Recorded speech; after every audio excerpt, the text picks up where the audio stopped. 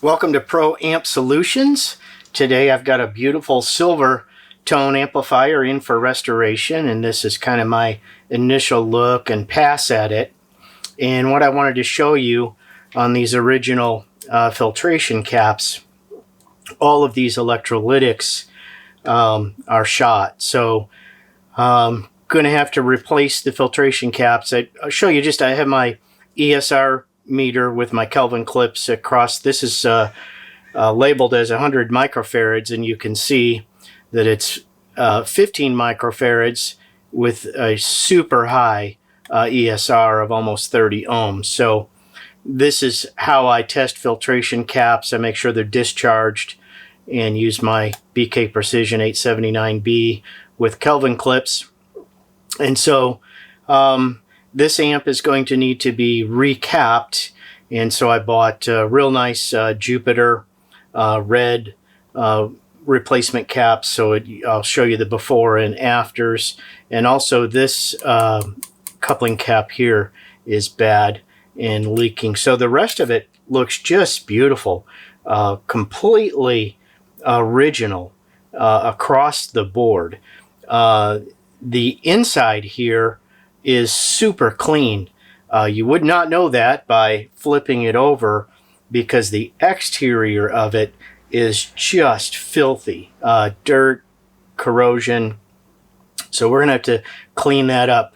The one thing that is a little bit saving grace on this is I was able to test the can capacitor, and it tests perfectly good, which is a little bit of a relief, because of course I can get a can capacitor to replace this, but it wouldn't be the exact same form factor as the original. So it's going to be nice to leave that original can style capacitor in there, and then we'll tuck these in. Got one to can show you.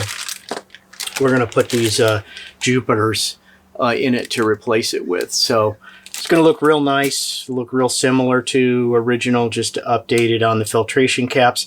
Once the filter caps are done and I'm working on the power supply, I did talk with the owner on this, and one of the things that we are going to do that's sort of an upgrade, that not completely original, of note, is the death cap is still installed and grounded, so we're going to eliminate that scenario there, and then this switch here will become irrelevant. This convenience outlet does have a wider blade for neutral, which is good, but I'm going to do two things. You can see I've just begun work. This clamp here was actually folded and upside down, so I have carefully bent this into its proper anchoring configuration. This clamp here is good. This one here on this side, if you notice, is loose. It has come undone. The rivet is broken. So when I get this cap off, I'll drill a rivet out of the fiberboard here, and we'll secure that with a new screw. So we'll make sure that's all back intact. But back to what I'm going to do here.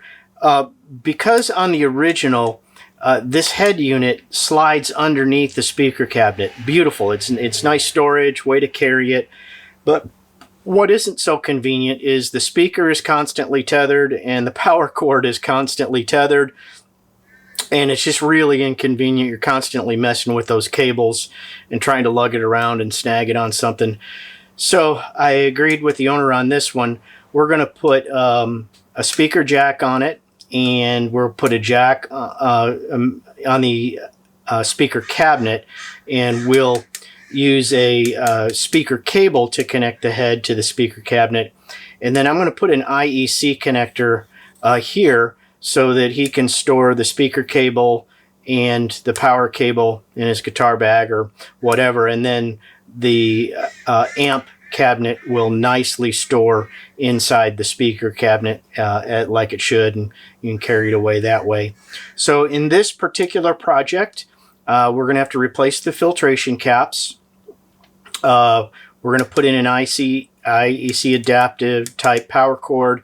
We're going to put in a speaker jack, And that will be that'll be it, unless I come up to something that is unforeseen that I can't test right now, because we're not going to power it up. So once filter caps are done, we'll bring it up under current limit, and probably even the Variac 2 will bring it up really slow. Take gentle, good care of this as it comes up. Make sure there's no problems. I do have all new tubes for this amplifier. And then on the speaker side, we'll show you the cabinet a little bit later. We're going to put new grill cloth on it, and then the speaker jack. And I think this project will wrap up nicely and be complete. So I'm going to tend to the filter caps, and then I'll come back and show you that completed work. And then we'll move on to the cabinet and the grill cloth, and we'll test, of course, power, and see what that looks like. And look forward to hearing this. And join me on this journey. Thank you. Okay, I wanted to go through the completed recap with you. So we put the Jupiter caps in. So these are all the Cosmos, and then these are the bypass capacitors here, filter capacitors, coupling. So we're all done. As you can see, I've completed the speaker jack, and I've added a safety resistor.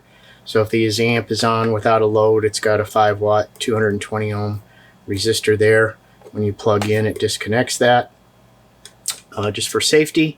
And then the IEC connector, lift this up so you can see that. So we've got that installed there now, so the amp will no longer be tethered. So at this point, I've tested these other coupling caps. Everything looks super clean and tidy inside. And so we're ready to bring this up on the Variac and the current limiter with new tubes in it to see what it sounds like. So we'll rejoin once I have powered it up and we've got a good amp signal. Thanks. Okay, I've got the work complete in this beautiful Silvertone 1484, and wanted to go over the completed steps. So the first step was to recap it, which I've done with these nice Jupiter Cosmos, new bypass caps down here also, and then a new coupling cap here.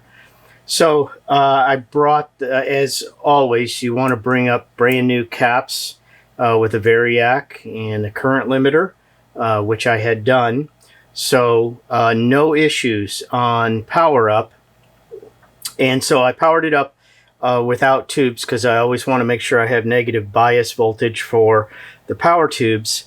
And the main thing that I noticed was that my negative bias voltage, according to the schematic, should be about negative 36 volts. And I only had negative 32, and I thought that really jeopardized running the power tubes a little too hot.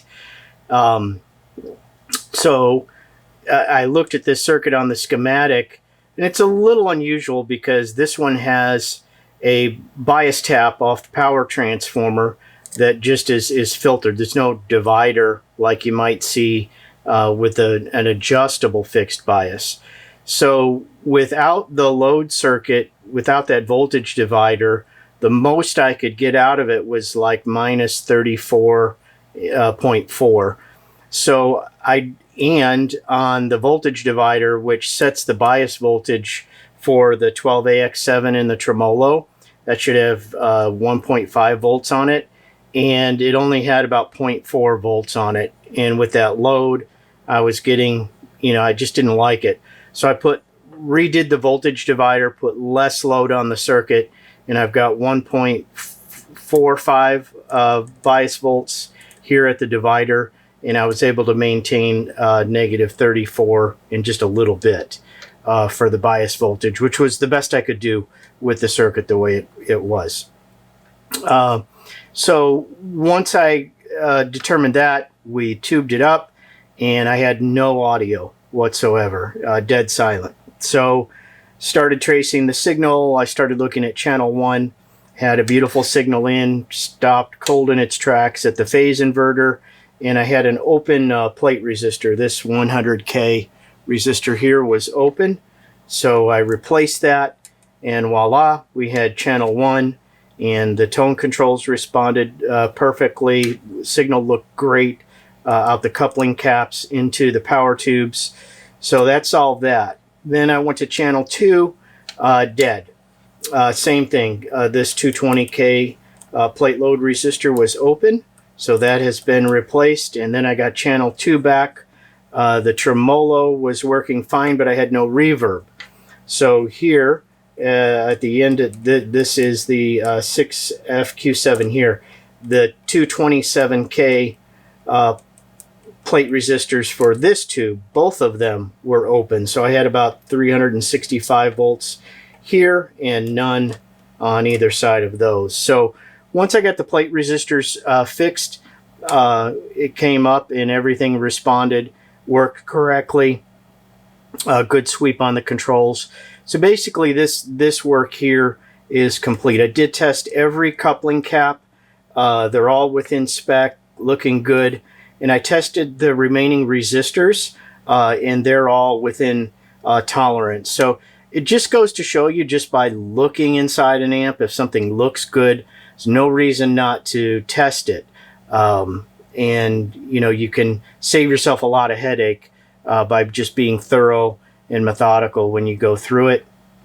So I couldn't be happier with the way it turned out. At this point, I have, let's take a quick look at both sides of this so you can see.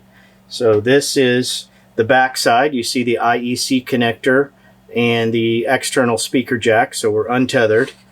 And then on the front side, faceplate's fairly patinaed, but looks very nice under the circumstances. And then this side was just absolutely filthy, mud-caked, corroded. I have cleaned it up the very best I can, and I've lubricated and cleaned all of the corrosion off the wipers of all the pots. They're all dead quiet, no scratchiness. And to do that, I use the Deoxit D100L. So that has been performed. So again, on this particular amp, this can capacitor tested perfectly. No excessive ESR on it. And then I've got a brand new tubes in it across the board. So it is ready to put back in the cabinet, and then I'll move on to the speaker cabinet. We're going to put new grill cloth on it for this customer, and this project will be wrapped up. So thank you for joining me on this journey. And as always, you notice, I use the wooden stick when I point around. It's just a habit for complete safety. If you're not familiar with working inside of these amps, there's lethal voltage in here, and filter caps, depending on the amp, can retain lethal voltages for quite some time. So if you're not qualified to work in these, don't know how to discharge the filter caps or work on amps, you should stay away from them. So enjoy the eye candy here, and we'll conclude this video on the Silvertone 1484 restoration. So thank you for joining me.